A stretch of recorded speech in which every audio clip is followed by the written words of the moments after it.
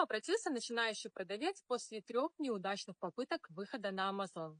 Он пытался все делать сам. Изучал видео на YouTube, смотрел вебинары от разных экспертов, подписывался на телеграм-каналы с лайфхак. На запуск он потратил около $5000, но товар так и не вышел в плюс. Что же пошло не так?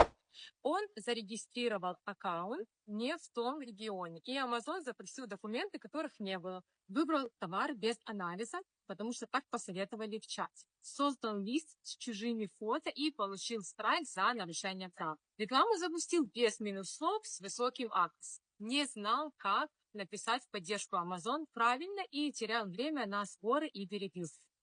Мы спросили, почему не пошел учиться системно или к наставнику, и он ответил, что хотел сэкономить, потому что думал, что разберется сам, потому что в интернете очень много разной информации. Какой выход из этой ситуации мы предложили, смотрите во второй части.